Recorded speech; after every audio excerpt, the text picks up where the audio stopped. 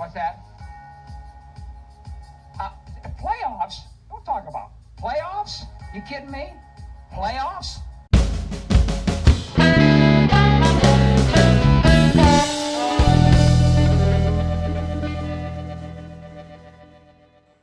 Welcome to one of the final episodes of the year for the Windy City Fantasy Football League show. We are down to the Tournament of Four. That's right. The trophy will be decided in a mere 2 weeks' time, right before Christmas. I was unfortunately not able to get in. Most of the teams weren't able to get in. We had some really close games there at the end, but we do have the Final Four ready to go, and everybody else is going to play for the consolation trophies, or second place, as it were. My season's basically turned to this. So it's fun, to play and to trash talk and to watch the football games every week. But now it's down to 4 teams, and why don't we just get right to it?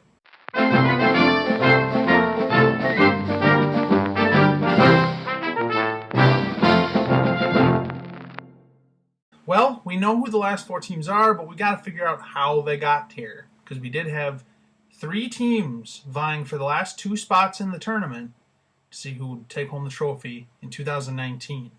But why don't we take a look at all the games just to be on the fair side. Eat, Drink, and Be Merry won one of her final games, 122 over Dream Team for a TD at 74.4. We also had Chumbawamba defeating Brown Bears 115.6 to 96.3. And that basically takes care of the games that didn't involve anybody from the top 4. Well, Sam has run into a bit of a skid thus far. He lost to Sue. Easy Breezy beat Bad Luck 149.6 to 126.6. So the first place team going into the tournament on a bit of a losing skid. Can You Digs It, the second place team, won her contest against Cohen the Distance 110.3 to 109.9. That actually makes Delaney and Sam's record for the regular season the same at 11-3. Now for the final games. Now this is it. Rick and Lindsay played each other. The winner is in the tournament. If Lindsay wins, Jen automatically makes the tournament on record, regardless of her win or loss. If Rick wins, he's in, and Jen has to win and score more points than Lindsay in order to make it in. Well, Luckbia Brady did beat Chicago Mama Bear 172.4 to 113.8, so Rick did lock up one of the spots in the Final Four of the tournament. Unfortunately for Jen, she did lose out to Emily at 119.5 to 100.7. So even though Lindsay lost, she slides into the final spot of the tournament, leaving it at Sam, Delaney, Rick, and Lindsay for the top 4 spots. So 2 of our rookie teams this year ended up making it to the final tournament. So pretty exciting.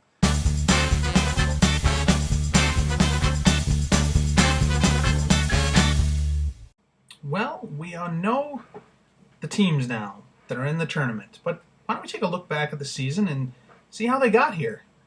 We'll start with Sam, the number 1 seed. Well, Sam finished the regular season, the record of 11-3.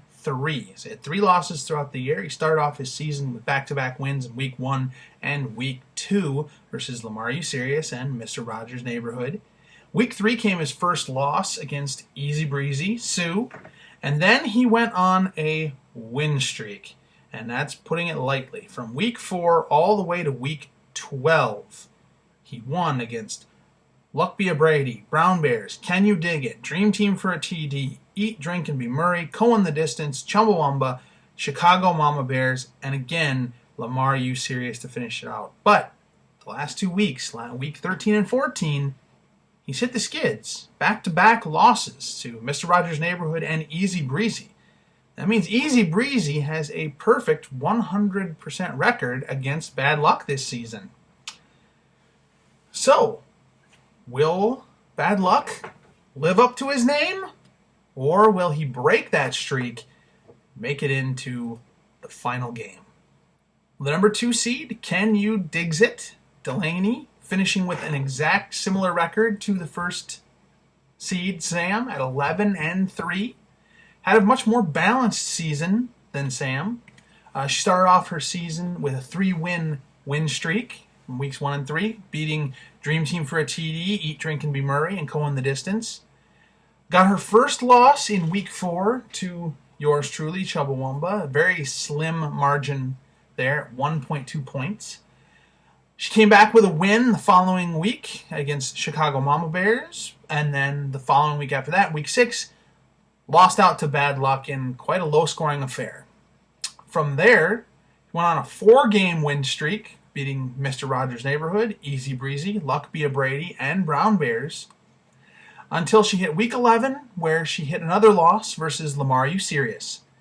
But since that loss in week 11, she has won every single contest she's been in. Another 3-game win streak, beating Dream Team for a TD, Eat, Drink, and Be Murray, and Cohen the Distance. So Delaney has not had back-to-back losses at all this season. So, will she be able to make her longest win streak of the year at 4 wins coming into the first round of the playoffs versus Rick? Moving on to the number 3 seed, we've got Luck Be a Brady. Came out of nowhere in the middle of the pack to secure a spot in the final 4 teams for the trophy this year. Rick had kind of a back-to-back season, rebounding from a couple of wins, a couple of losses, but he stayed in it. He started off his season in weeks 1 and 2 with wins versus Cohen the Distance and Chubbawamba, but then he hit a little bit of a skid, going for 2 losses against playoff opponents Chicago Mama Bear and Bad Luck.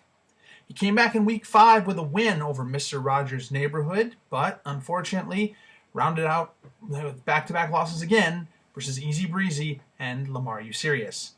In week 8, he had another win versus Brown Bears, but in week 9, a loss versus Can You Digs It.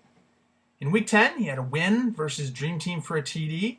In week 11, he had a loss versus Eat, Drink, and Be Murray. So a lot of back and forth with the wins and losses for Rick, but week 12, week 13, week 14, win, win, win. This is his longest win streak of the season. He beat Cohen the Distance, Chubbawamba, and Chicago Mama Bear to seal his spot into the playoffs. So, another hot team riding a win streak coming in to see if he can walk away with the trophy in his first season in the league. And that brings us to our number 4 seed in the tournament for the trophy, Chicago Mama Bears. Now, Chicago Mama Bear started off the season red hot, weeks 1 through 4 with 4 wins straight, beating out Mrs. Rogers' Neighborhood, Easy Breezy, Luck Be a Brady, and Brown Bears. Her first loss of the season didn't come until week 5, where she lost a pretty heavily stacked matchup versus Can You Digs It, but rebounded quite nicely in week 6 versus Dream Team for a TD for that win. In week 7, lost a contest again versus Eat, Drink, and Be Murray. But week 8 and 9 came back with back-to-back wins, first back-to-back wins since weeks 3 and 4 versus Cohen the Distance and Chubbawamba. But weeks 10, 11, and 12 saw a little bit of a slide for Lindsay. She lost games to Lamar You Serious, Bad Luck, and Mr. Rogers' Neighborhood. In week 13, she came back with a convincing win against Easy Breezy. But in week 14, coming into the playoffs, she lost that matchup against Rick, Luck Be a Brady. And that's how Rick was able to squeak into the playoffs into the 3rd seed, jumping Lindsay. So Lindsay starts off week 1 of the playoffs versus Bad Luck.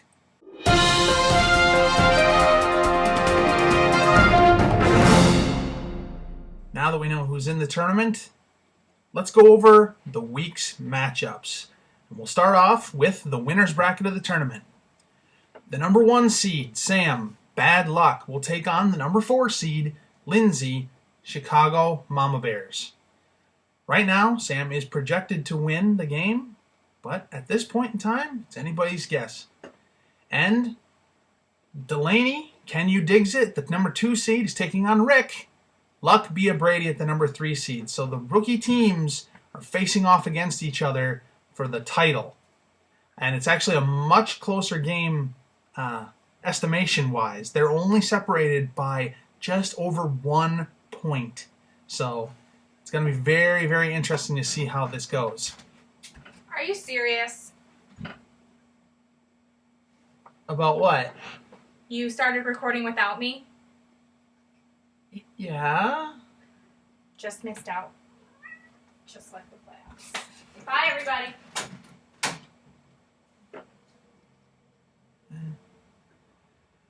All right, on to the consolidation ladder. This is for the trophy for the rest of the best. All right, the matchups this week are going to be the 5th seed, Lamar Usirius, taking on the 6th seed, Chubbawamba. Lamar Usirius is predicted to win that matchup. Followed by the 8th seed, Easy Breezy, taking on the 7th seed, Mr. Rogers' Neighborhood. Mr. Rogers' Neighborhood, coming out of nowhere, is projected to win at this point in time. That's followed up by the 10th seed, Cohen the Distance, taking on the 9th seed, Eat, Drink, and Be Murray. Now, Eat, Drink, and Be Murray is also predicted to win that matchup. And then finally, the final seed, the Dream Team for a TD, and the 12th seed is taking on Brown Bears in the 11th seed. And Dream Team for a TD is actually expected to win that matchup. So, it's very interesting. Even though we aren't going to be playing for the big old trophy, there is still some pride to play for and some other consolation prizes to be played for. So, hopefully, we'll get a chance to see and keep things interesting moving into the final weeks.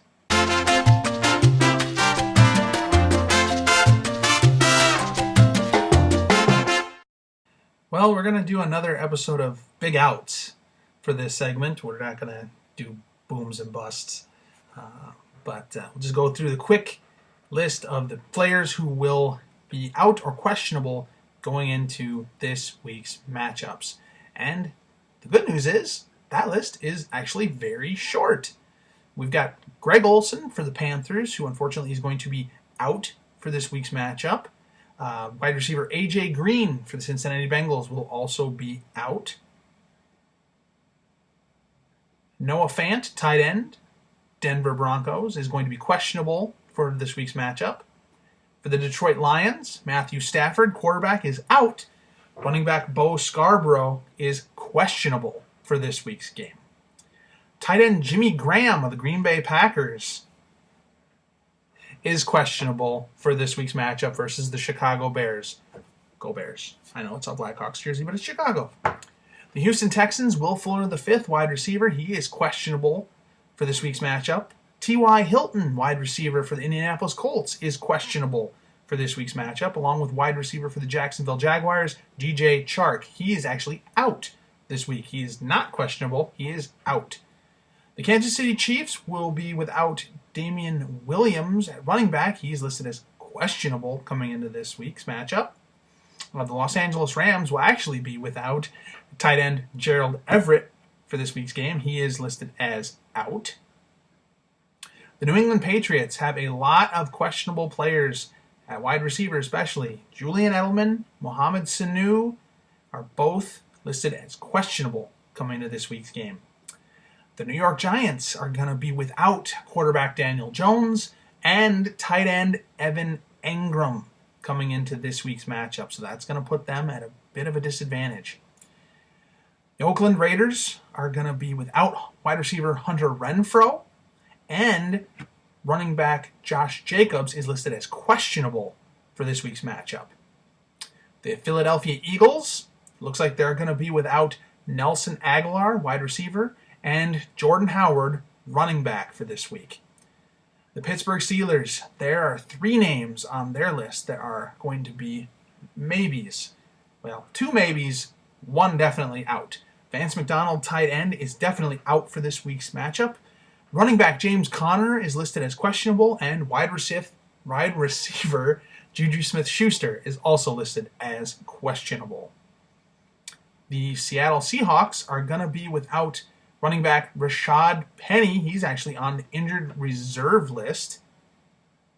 For the Tampa Bay Buccaneers, wide receiver Mike Evans is actually listed as out this week, along with Jameis Winston, quarterback, listed as questionable. For the Tennessee Titans, running back Derrick Henry is listed as questionable, and wide receiver Adam Humphries is also listed as questionable. And for the Washington Redskins, wide receiver Trey Quinn is listed as out for this week's matchup.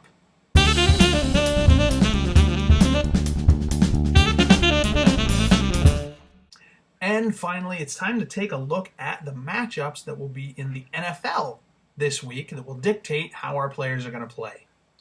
The Thursday week matchup this week was Baltimore playing the New York Jets. The Jets were at Baltimore. Baltimore won that game 42-21. Moving on to Sunday's matchups, we're going to see, in no particular order, the noon games will be Patriots at the Bengals, the Buccaneers at the Lions, Bears at Packers. The Texans are going to the Titans. The Broncos are going to the Chiefs. The Dolphins are going to the Giants. Eagles are going to the Redskins. And the Seahawks are going to the Panthers. Now, for the afternoon games, we're going to have Jacksonville Jaguars going to the Oakland Raiders. The Cleveland Browns going to the Arizona Cardinals. The Minnesota Vikings going to the Los Angeles Chargers. The Los Angeles Rams going to the Dallas Cowboys. And the Atlanta Falcons going to the San Francisco 49ers. Sunday's evening game is going to be the Buffalo Bills going to the Pittsburgh Steelers. And for the Monday night matchup, will be the Indianapolis Colts going to New Orleans Saints.